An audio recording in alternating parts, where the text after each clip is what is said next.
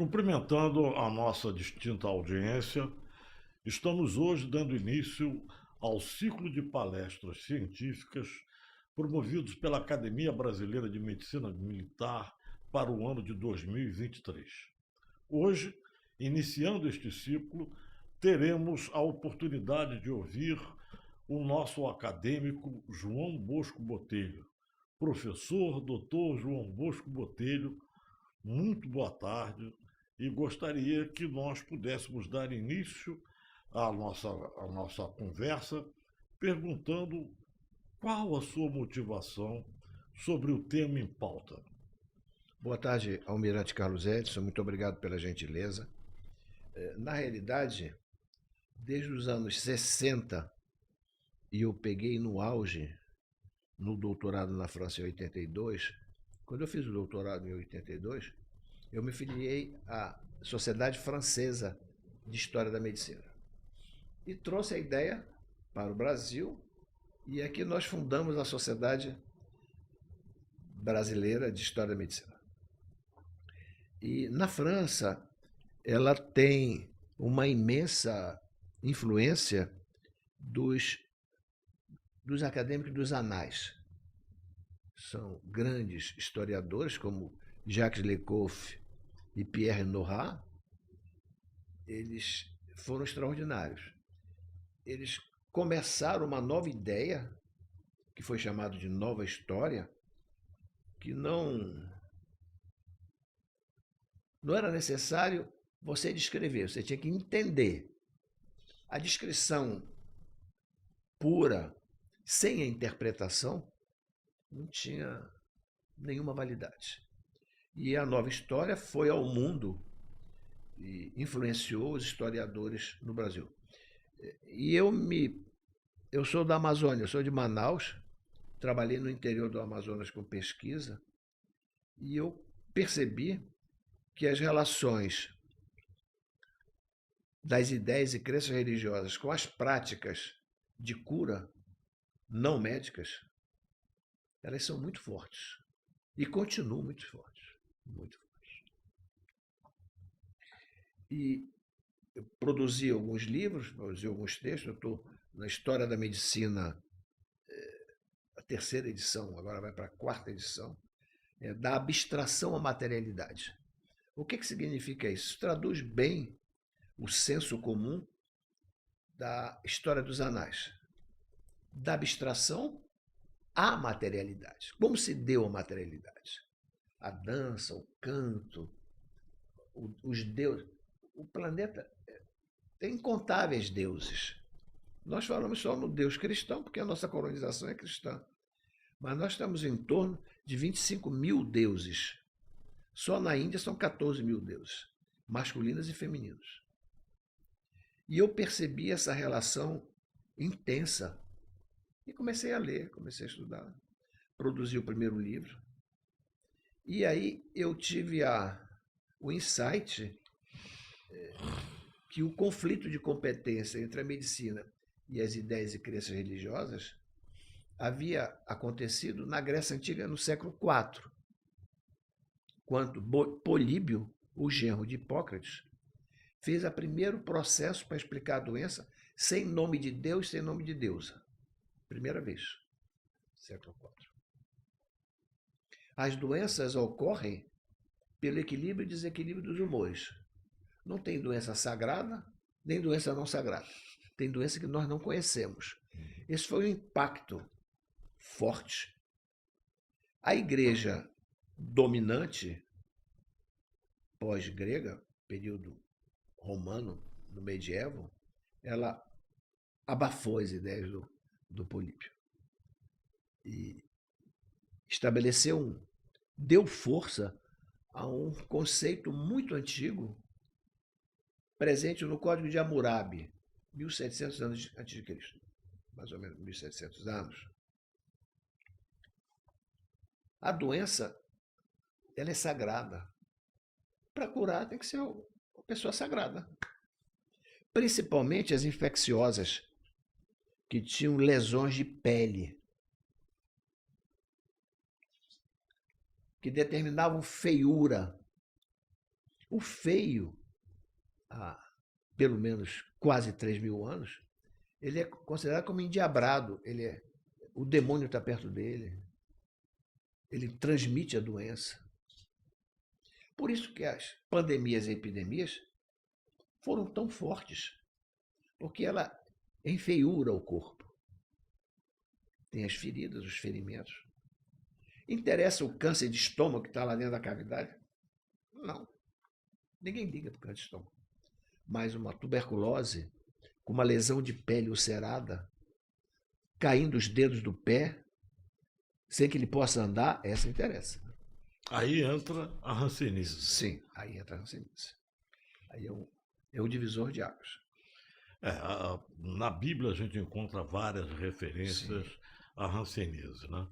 E uma coisa interessante é que quase todas fazem menção a esse aspecto, vamos dizer assim, associando a alguma coisa sagrada, alguma coisa divina, algum castigo, alguma punição. Principalmente o castigo. Tanto que nessas referências indicam quase todas que quando você tiver uma pessoa dita suja, impura, né, porque apresentava na sua aparência física algum tipo de mácula, algum tipo de ferimento, de chaga, ele deveria ser encaminhado a um sacerdote. O sacerdote assume assim uma responsabilidade de examinar, diagnosticar e tentar um possível tratamento, que quase sempre passava por algum tipo de purificação, algum tipo de tratamento religioso. Não sei se essa é a opinião que o senhor tem. Sim, claro, claro. A doença sagrada, ela tinha que ter a cura sagrada, é assim. É sagrada, o médico homem não tem capacidade de curar. Tem que ir para os lugares sagrados. E a Igreja Católica Romana, o período greco-romano, tinham dezenas de deuses e deusas. Dezenas. Asclépio, que era o deus da medicina grega, que é representado por uma serpente. Até hoje nós temos essa influência. Ele era festejado dia 18 de outubro, no dia que nós festejamos o dia da medicina. A igreja percebeu que não ia conseguir tirar das populações essa festa. E ela fez um encaixe, uma bula. Disse que 18 de outubro não tem nada a ver com Asclépio. É o nascimento de São Lucas. E até hoje, passando os anos, ninguém lembra mais. Mas esse é o historiador, né? Tem que interpretar. Tem que interpretar. Não só citar, mas interpretar.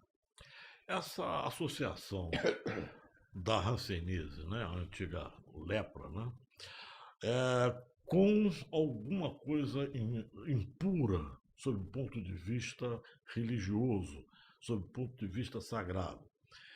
Associado às deformidades físicas, os dois, né, em conjunto, contribuíram muito para se criar o estigma em torno da doença e dos portadores da hanseníase. E eu gostaria de saber, porque me causa a espécie que ainda nos dias de hoje, né, o portador da hanseníase ainda sofre estigma, desde aquela época até hoje. Sim.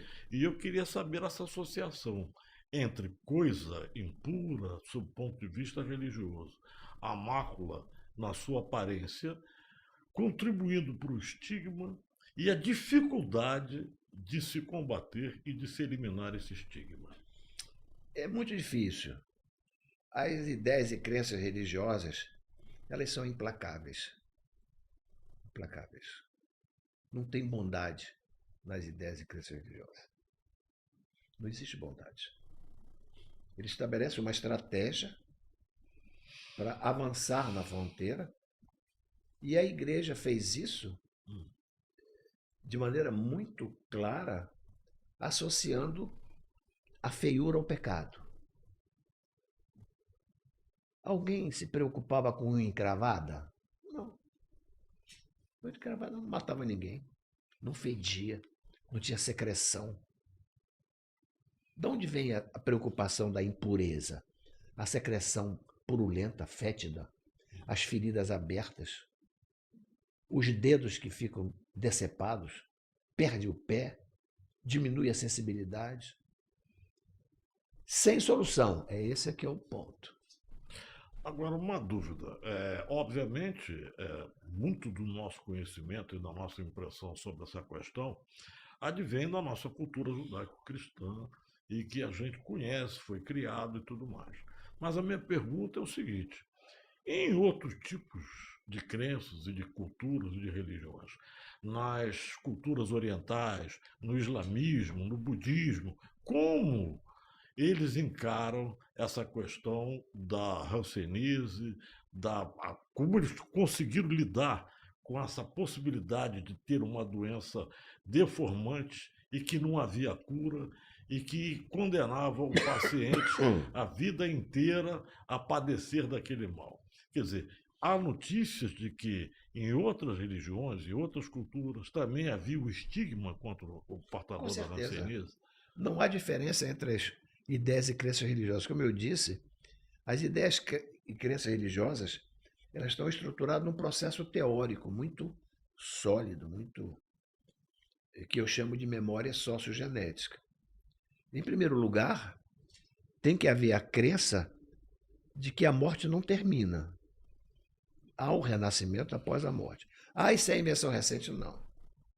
O primeiro esqueleto de Neandertal enterrado na França, no sudeste da França, com pedaços de carne generosos, instrumento de caça e pesca, tem 21 mil anos.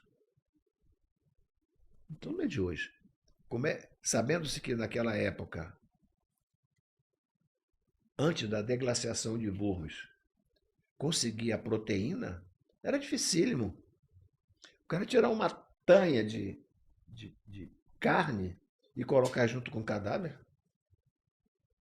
é preciso. Para quê? Por simpatia? Não.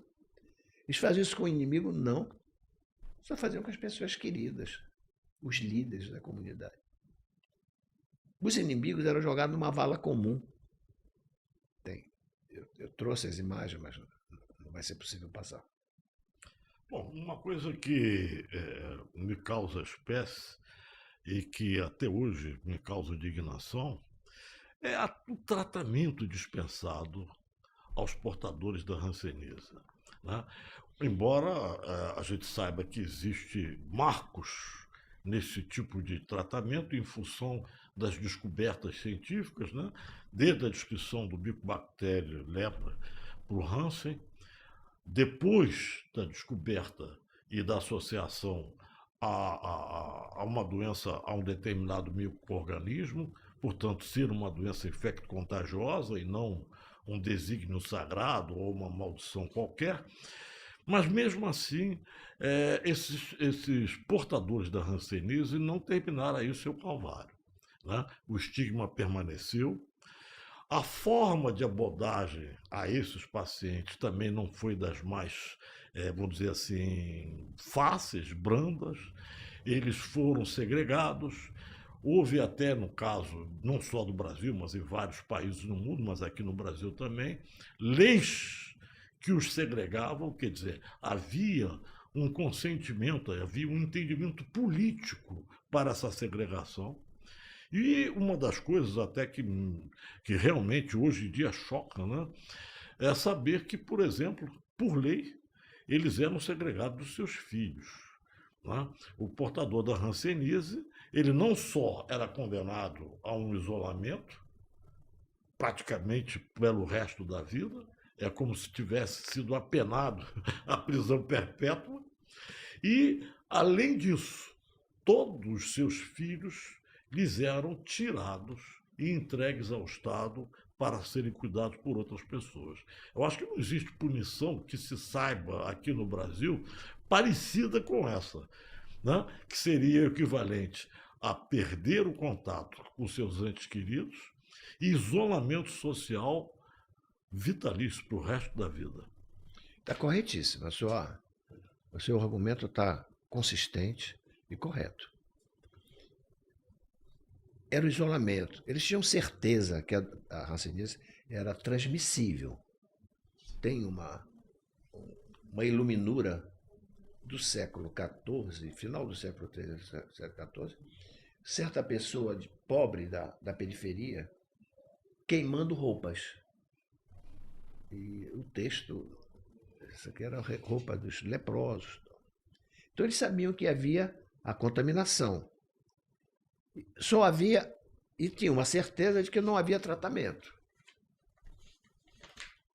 Só havia uma solução: isolar os não doentes, especialmente as crianças. Esse isolamento, embora ele tenha terminado, quer dizer, essa lei ela caiu no final da década de 60, mas oficialmente houve um decreto, se não me engano, em 1976, que realmente pôs fim, né? Que mais ou menos pareia, em termos temporais, com a descoberta da poliquimioterapia e dos tratamentos efetivos contra a hanseníase. Mas persistiu uma outra doença, né? Esse isolamento propiciou a criação, vamos chamar a palavra assim, gueto, né, de pacientes portadores de hanseníase, porque eles eram segregados em colônias. Estas colônias, no início, tinham assim, uma aura de hospital, né, de assistência hospitalar, mas à medida que foi evoluindo e se conhecendo formas de melhor abordar a doença e até tratar e curar a doença, eles perderam a razão de ser. Mas só que o lapso de tempo que houve entre o início do isolamento até o fim do isolamento, criou-se mais de uma geração dentro desses chamados leprosários, ou dessas colônias de hanseníase. E essas pessoas perderam totalmente o contato com o mundo aqui fora e foram obrigados a criar um estilo de vida ou se adaptar àquele estilo de vida intramuros na colônia. Tanto que, terminado esse período de isolamento, ou de confinamento, ou até a existência dessas colônias, elas existem até hoje. Porque existe um problema social grave, que é resgatá-los ou tirá-los dessas colônias e trazê-los para a sociedade de modo geral. Na realidade, Almirante, nós temos diferentes construções dessa mesma linha. Antes do aparecimento do pensamento micrológico, era a teoria dos quatro humores, lá do século IV. A teoria dos quatro humores ela foi tão competente que ela permaneceu válida durante 16 séculos. Equilíbrio dos humores, você tem saúde. Desequilíbrio dos humores, você tem doença. A filha de Dom Pedro VI, ela fez 14 cataplasma, 13 sangrias, provocaram a diurese, a diarreia, para equilibrar os humores. Ela deve ter morrido desidratada, coitadinha. Mas na cabeceira dela estavam os mais importantes médicos portugueses. Portugal, ele sempre foi um pouco aquém dos outros médicos europeus, principalmente França, Inglaterra. Eles eram menos ousados. Aquele julgamento muito severo ainda existia no século XVII em Portugal. Aquele julgamento dos padres que torturavam as pessoas. A Inquisição. A Inquisição. Mais de um ano depois de ter sido eliminado na Europa. Eles continuaram. Contudo, o pensamento micrológico identificou a bactéria, mas não ofereceu tratamento. Sim. O tratamento veio 100 anos depois. Identificou a bactéria, sem dúvida nenhuma, mas não ofereceu tratamento. Então, isso provocou uma reação adversa entre a população. Esses caras, tudo bem, esse cara, esse bicho que está aí, que ninguém vê, e o tratamento? Almirante, a gente não quer conversa fiada. A gente quer tratar. E o doente, quando percebe que o médico está com conversa fiada, lelelé, lalala, lilili, vai embora. Pois bem,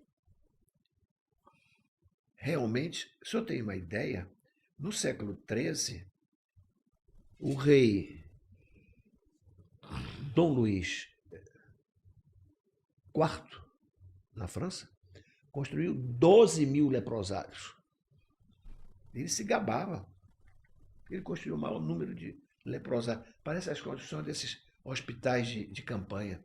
O governador vai para a televisão, eu construí 3, 4, eu sou um cara legal, vou controlar a Covid. 12 mil leprosários. Então tinha leprosário, muitos. Como tirar essas pessoas dos leprosários? Não era possível. Ela só começou não com a poliquimioterapia, mas com a sulfona. Sulfona Sim, anterior. é anterior à poliquimioterapia. Começaram a aparecer os primeiros resultados. Rapidamente, alguns doentes e os médicos perceberam que ela fazia efeito em alguns doentes, não em todos. E aí nós entramos numa nova fase, que é a medicina molecular. Anos 80, 1980.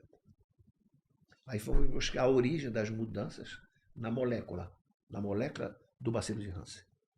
Esclareceu tudo? Não. Tem muitas dúvidas ainda que continuam. Mas, sem dúvida nenhuma, tem um futuro promissor. E aí as pessoas começam a acreditar. O leprosário em Manaus era mais distante possível do centro urbano, onde estavam as pessoas ricas. Do outro lado do Rio Negro. Paricatu. E aí se deram conta que Paricatuba estava na descida da água. Foi para a rua, fizeram um escândalo. Não, porque vocês vão nos contaminar. Tem que se construir abaixo.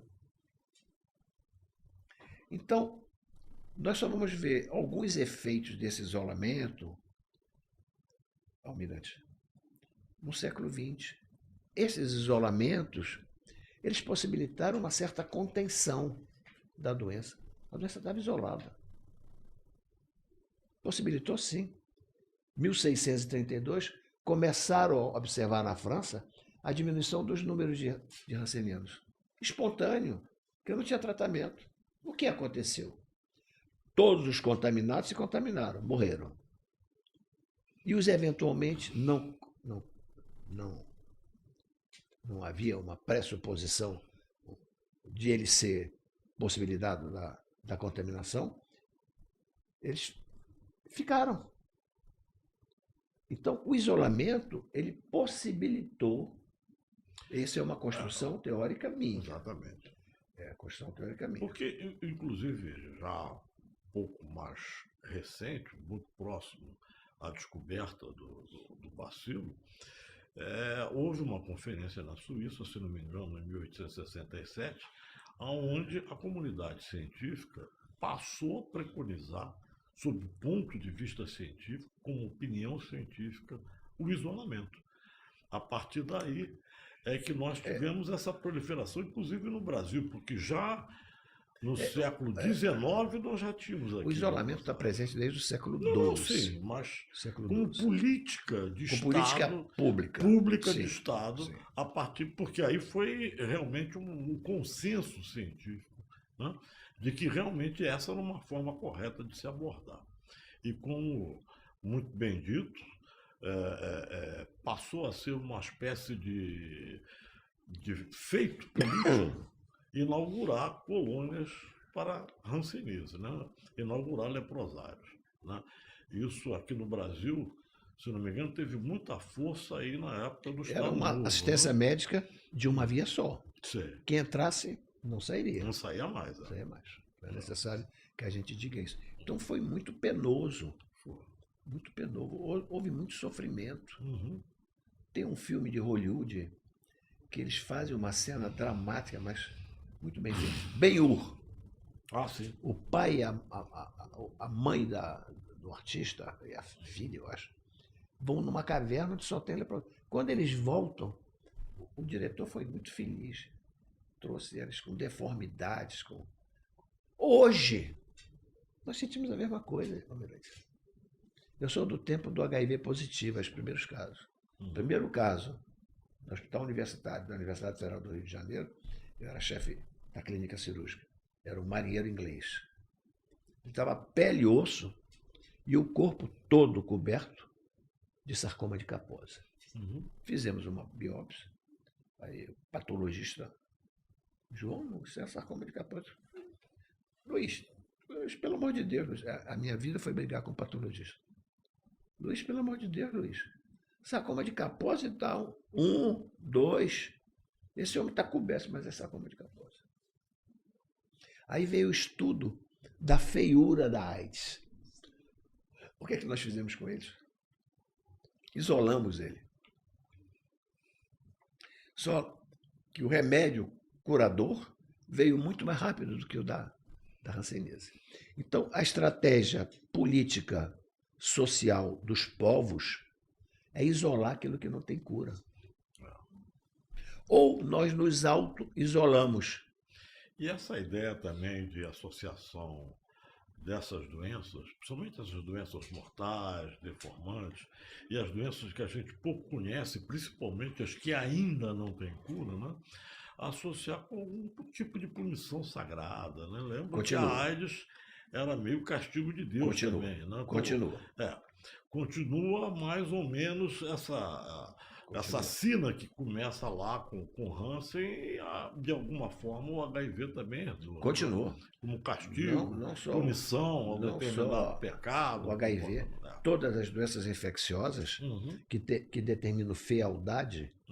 Eu vou te contar um. Eu estava com a minha mulher fora do país, numa tarde de sábado, e nós fomos tomar um chopping no bar em Paris. Sentou do nosso lado um homem pele e osso, com algumas feridas na pele, ulceradas. Ela olhou para mim. Digo, meu bem, está te incomodando ela muito. Vamos pagar e vamos sair. Porque a fealdade nos espanta. Quando nós temos alguém com duas cabeças, ela é fotografada e vai para a mídia. Porque ela sai do normal.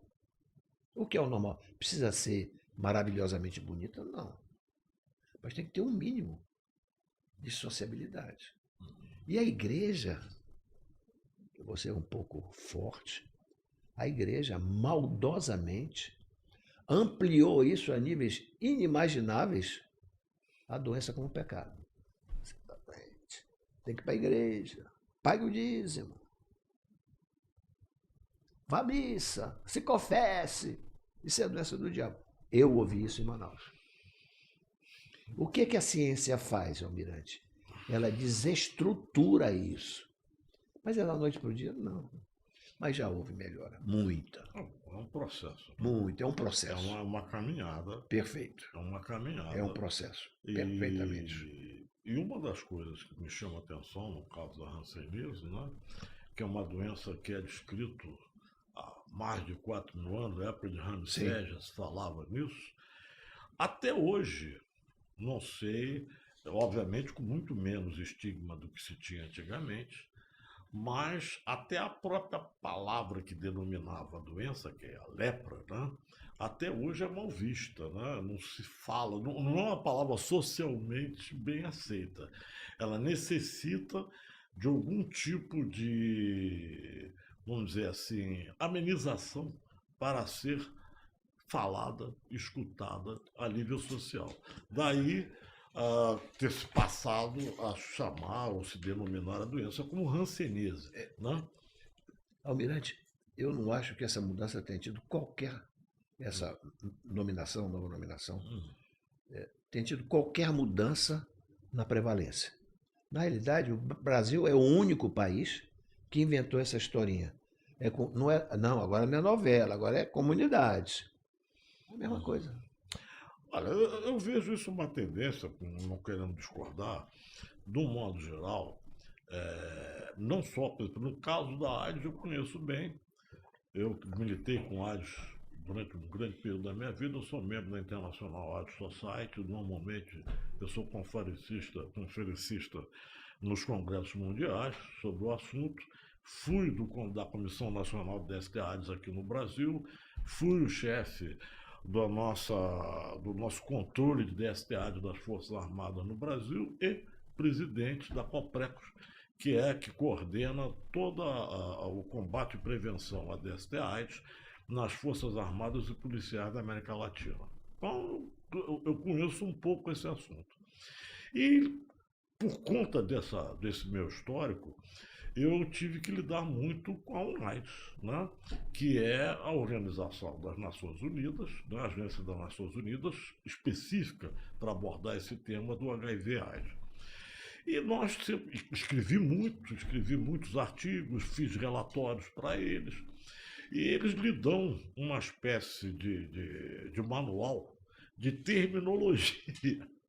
Eu sempre achei aquilo muito interessante. É óbvio que a gente não vai usar uma linguagem agressiva, uma linguagem estigmatizante, mas existia uma espécie de índices expurgatórios de determinadas palavras, de determinadas coisas. Eu achava aquilo um pouco cômico, porque é lógico, você tem que amenizar o seu discurso quando você está falando com uma pessoa doente e que está sofrendo estigma, que está sofrendo e padecendo da doença. Mas ter cuidados a ponto de determinadas palavras serem proibidas, isso realmente não me pareceu muito médico, não me pareceu muito científico. E me parece que no caso da hanseníase é a mesma coisa, né?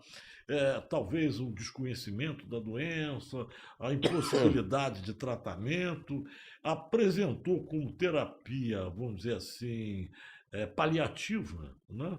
Um tratamento verbal mais sofisticado, menos agressivo. Eu não sei se existe aí parâmetro entre uma e outra, né?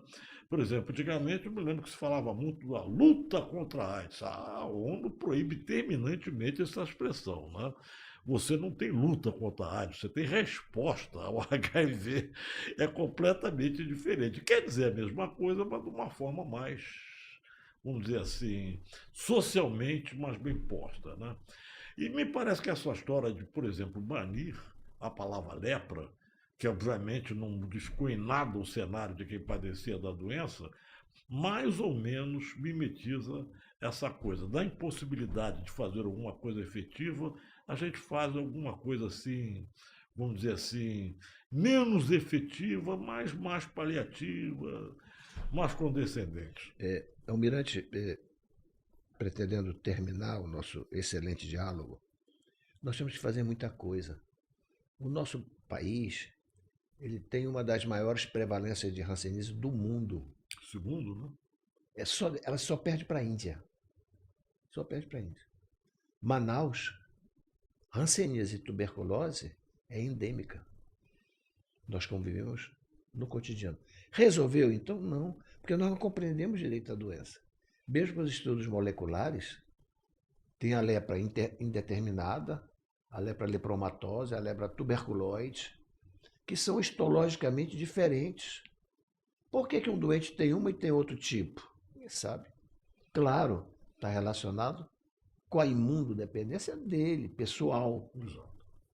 Então, assim, mas os avanços foram enormes.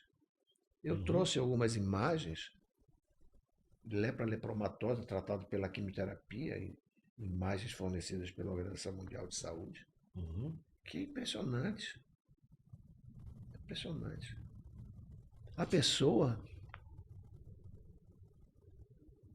é uma coisa estranha. Aquilo não é um ser humano. Você tem que ficar. Figura. A deformidade. O doente tem que ficar calado? Não. Não. Tem que gritar. Tem que buscar a solução. Manaus tem um excelente programa de controle da hanseníase. Por meio de um hospital chamado Fundação Dermatologia Alfredo da Mata. Alfredo da Mata, que foi o grande, grande sanitarista lá no combate. Bons amigos. Eu sou professor do doutorado do Tropical. Vez por outra nós trazemos esse assunto à discussão. E a resposta é a mesma. A Espanha tem enormes leprosários. Enormes. Em Manaus, Paricatuba, foi transformado num bairro. E hoje ele é um bairro, tem banco, tem escola. Isso ajudou. Uhum. Quando veio a lei, eles mandaram todo mundo embora. O que eles fizeram? Foram para o centro da cidade esmolar. Exato. Essa é a dificuldade de se acabar de vez, né, com essas colônias ou a herança do que foram essas colônias. Hoje viraram bairros. Né? Bairros, Viraram bairros. não há dúvida. Agora, um aspecto que também me interessa, e que o senhor já tocou, é a respeito da Amazônia. Né? Nós temos hoje no Brasil 35% dos casos de hanseníase estão lá, Eu naquela não sei região. essa estatística. Na realidade, essa estatística é 35%. falha, Bom, porque não do tem que se registro, sabe. não tem registros confiáveis. Não são confiáveis. Não são Mas o que chama atenção é o que seria em torno de 12 a 13% da população brasileira, concentra 35% dos casos registrados de Hansen no Brasil. Eu queria saber se, assim como o isolamento, de alguma forma serviu para diminuir os Sim. casos, Na Europa, esse sim. cruzamento, essas migrações, essas correntes migratórias para a Amazônia, e eu vou citar dois períodos que eu acho que foram cruciais, né? Na época do ciclo da borracha, Sim. né? Até 1910, Soldado da borracha. os famosos soldados da borracha que levaram para a Amazônia gente de várias outras regiões, principalmente do Nordeste, e agora com a questão do desmatamento, da ocupação irregular, de imigração de pessoas que vão para lá, entendeu? Para a região amazônica, que não são, vamos dizer assim, naturais da região e vão para lá se aventurar. Essas pessoas, ainda mais a Amazônia de alguma forma, me parece que ela trabalha como se fosse um ecossistema meio fechado, até pela própria falta de rodovias, de ligação com o resto do Brasil, assim, de um modo muito intenso. A gente não pode comparar, por exemplo, um estado como Minas As Gerais. rodovias são os rios. Hum? As estradas da Amazônia são os rios. Não é isso que eu estou dizendo. Mas Não tem estrada. Sim, mas a gente não tem acesso de outros estados do Brasil a dentro do interior da Amazônia com tanta facilidade. Não tem. O único acesso que existe para a região norte, né, são pouquíssimos através de Porto Velho e de Belém. Não é isso? A Amazônia, ele é totalmente isolado do resto do país. Verdade. Isso, de alguma forma, cria uma espécie de um ecossistema meio que fechado. Quando você tem uma corrente migratória, né, um fluxo migratório que vem de fora e entra dentro da Amazônia, certamente mexe com o equilíbrio ecológico da Amazônia e mexe de alguma forma com o recrudescimento de algumas doenças ou a introdução de algumas doenças. Eu não sei se o senhor concorda. Os fluxos migratórios na Amazônia, eles continuam. Depois da Zona Franca, houve um fluxo migratório intenso. Que ninguém quer sofrer, Almirante. Ninguém quer passar fome. Nós fugimos da dor. A humanidade, nessa fuga da dor, que eu descrevo isso como uma memória genética, ela é imperativa. Só os masoquistas que gostam de levar porrada, chicotada. E assim mesmo, sob controle. Se o cara der uma chicotada, ela ou ele, com muita força, ei, diminui essa chicotada, diminui. A dor é insuportável. Não só a dor física, mas a dor emocional, da perda, da feiura, da rejeição dos filhos. E ele é filho daquele leproso. Quando eu era menino, eu morava em frente ao quartel do 27BC, hoje não existe mais. Foi trocado pelo bispo e foi lá para São Jorge. Quando a gente estava zangado com um colega, dizia assim, ei, leproso, não enche meu saco, porra. Era a coisa mais ofensiva que tinha. Ninguém chamava palavrão. Ei, leproso, sai daqui, que você está me chateando. Então, o nome impõe uma forte réplica social. Resolveu tudo? Não. Mas eu não tive a oportunidade de mostrar as curvas descendentes, mas fizemos progressos extraordinários, Almirante. Eu não sei se eu consegui explicar tudo. Antes de finalizar, Almirante, se o senhor me permite, eu gostaria de agradecer o honroso convite da Academia Brasileira de Medicina Militar ao presidente Major Brigadeiro Médico Walter Kishinevski, ao vice-presidente Contra-Almirante Moreira, ao nosso secretário-geral aqui presente, Contra-Almirante Médico Carlos Edson. Vou citar alguns da diretoria, porque todos participaram, todos. O Wilton Koch, Adalberto Pereira, nosso amigo, Seu colega de meu turma? colega de turma, ele é um grande cirurgião. O Francisco Werneck, Marcos Norberto, Roberto Gomes Correia, nosso grande amigo, sou doutor Omar da Rosa Santos, foi meu professor na medicina e cirurgia de família. Nosso professor. Foi teu professor? Eu sou de uma turma abaixo da sua. Cara, Você foi meu veterano. cara, como eu gostava daquele cara. Cara, nefrologista. É. E ele não perdeu aquele senso de doçura com o doente. Às vezes o médico, o estudante fazia um gesto abrupto com o doente. Vem cá, repete o exame. Você gostaria que fizesse isso na sua mãe? O bibliotecário, comandante de mar e guerra, Regis Augusto Frutuoso. Medicina de combate, o Alexandre Moreira. O Sérgio, da Clínica Médica, Seção Clínica Médica, Mauro Alves. São os nossos amigos, que estão do nosso lado, me apoiando. Bom, a academia. E finalmente, eu gostaria de lhe agradecer a sua gentileza, Nós é que a sua agradecemos, competência. professor. Nós é que agradecemos, não é todo dia que a gente tem essa possibilidade de ter uma pessoa com tanto conhecimento e com um histórico acadêmico como o senhor, aproveitando a oportunidade, o professor é radicado em Manaus, e estamos aproveitando a oportunidade que o senhor está aqui no Rio lançando. Eu agora, Almirante, eu estou no Rio, por causa do tratamento do anticorpo monoclonal. Eu tive uma gravíssima sequela da vacina Pfizer. Eu tive uma dermatose linfocítica CD4 positiva. Eu fiquei meu corpo completamente com ferimentos, como se fosse um sarampo complicado. Durante 4 meses eu fiquei isolado, completamente isolado na minha casa. E o anticorpo monoclonal, que foi receitado pelo filho do nosso amigo Omar, Lupe, filho dele mais velho, é dermatologista, faz imunologia dermatológica. Passou um anticorpo e foi mágico.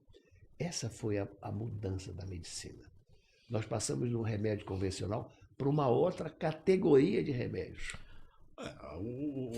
Não vamos fazer uma palestra paralela, mas eu acredito muito, inclusive quando começou a epidemia do Covid-19, eu falei muito que eu tinha grande esperança que a saída fosse através de anticorpos. O senhor foi mágico, porque naquela época ninguém falava. Não. Ninguém falava. Ninguém falava. Ninguém falava. Ninguém falava. E todo mundo virou para o lado de uma vacina que é válido, não estou dizendo que não é válido. Mas a verdade é que nós temos 2 tipos de imunidade, né? Passiva e ativa. Numa fase aguda, né, a passiva sempre foi melhor do que a ativa. Exemplo, quando você está com tétano, você toma o quê? Você toma toxina tetânica. Se você for mordido por uma cobra, você vai fazer o quê? Você vai tomar a toxina. Porque a anatoxina, entendeu? É uma toxina que vem e lhe confere uma imunidade muito mais rápido do que qualquer processo ativo que depende de toda uma reação vacinal, criação de anticorpos. E no caso de você usar a terapia monoclonal, você tem a facilidade de replicação daquela medicação de forma infinita, rápida e infinita. Então me pareceu, à época, uma coisa que talvez fosse uma saída mais barata, mais eficaz. Mais barato eu não sei. Eu estou Não, fazendo do que vacina é. ela custa R$ 12.800. Não, Eu tenho que tomar a cada 14 dias. para um Não é barato. paciente, para um paciente. Mas uma vez você estabelecendo e criando uma linha de produção disso, Diminui o preço. diminui o preço. Muito, Cai muito o preço. muito, o senhor tem Cai razão. muito o preço. Bom, agradecemos a sua Obrigado, participação. A academia, ela fica honrada de tê-lo como um dos nossos membros, né, titular. A sua cadeira é a 42. 42. Cadeira 42. E também foi uma alegria ter a sua exposição como a primeira, a que abre o ciclo de palestra de 2023. Então, agradecendo a sua participação, agradecendo a audiência, damos por encerrada essa nossa primeira palestra do ciclo de palestras Muito obrigado, de Almirante. 2023.